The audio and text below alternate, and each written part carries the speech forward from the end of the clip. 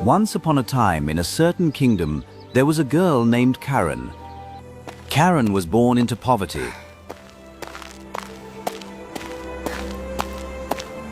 Her small bare feet had grown accustomed to the summer dust and gravel, as well as the biting cold of winter. However, fate smiled upon her when a wealthy and kind old lady passed by.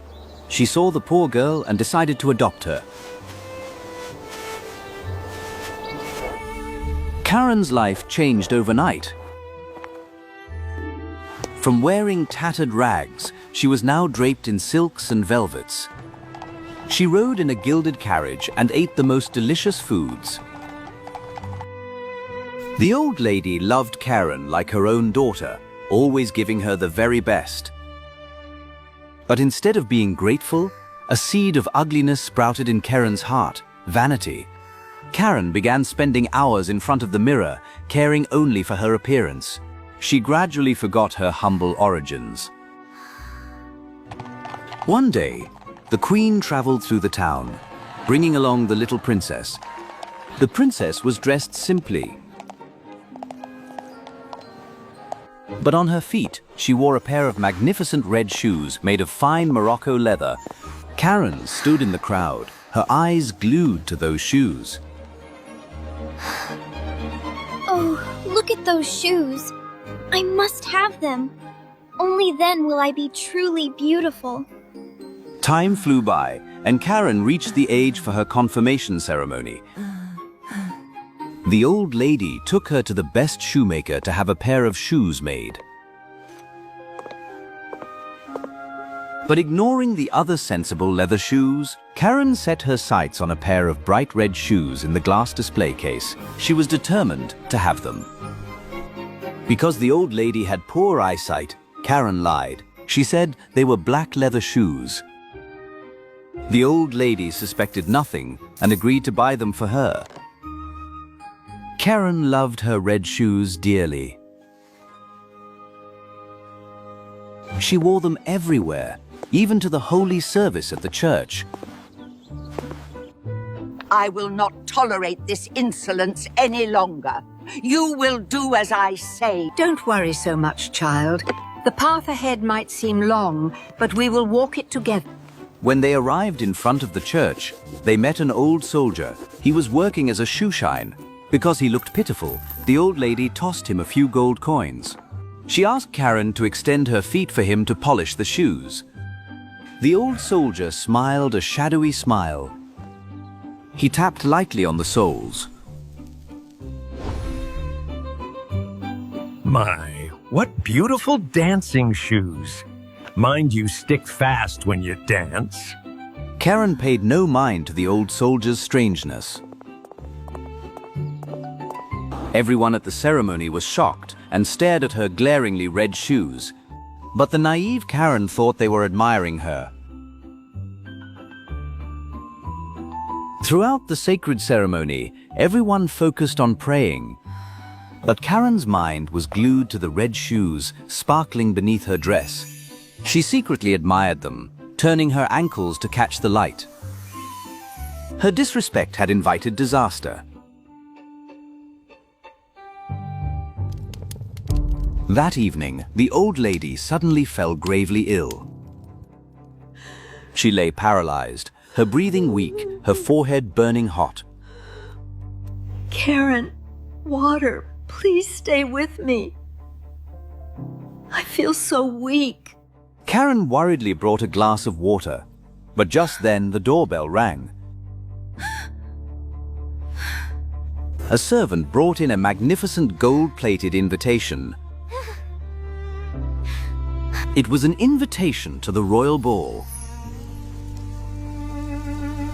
Karen held the card, her hands trembling with excitement. This was the biggest ball of the year, but the old lady needed her care. A fierce internal struggle took place. She looked at the red shoes sitting on the shelf. They seemed to be glowing. And then selfishness won.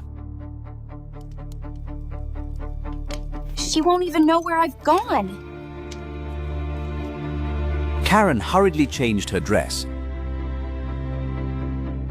She slipped the red shoes onto her feet. Leaving the frail old woman alone in the dark to run after the lavish party, the palace was ablaze with crystal lights. Melodious music filled the air. Karen entered like a princess. Every eye was drawn to her brilliant red shoes. She smiled triumphantly and stepped out onto the dance floor. But suddenly, before she could pose, her feet began to dance uncontrollably. They knocked together, then jumped to the left, then jumped to the right. Because she danced so skillfully, everyone at the party focused on her. Karen could not suppress her panic. What is happening? My feet! I can't control them. Karen tried to grab hold of a pillar to stop, but the force of the shoes was too strong. It jerked her down and dragged her across the floor. Outside, pitch black night covered everything. The shoes did not give Karen a single second of rest. They forced her to dance through the cold, empty streets, over the rough cobblestone bridges. Karen was dragged into the dark forest. Sharp thorns tore her expensive silk dress. Her feet were in agony, aching and weary. But the shoes kept dancing, tapping a rhythmic clop-clop against the cold ground. In her loneliness and extreme pain, Karen suddenly thought of the old lady. She remembered the days the grandmother cared for her. She remembered the trusting look in her eyes when she lied. Regret rose like a tsunami, squeezing her heart. She realized how ungrateful she had been. Grandma! I was wrong! I was so selfish! A miracle happened.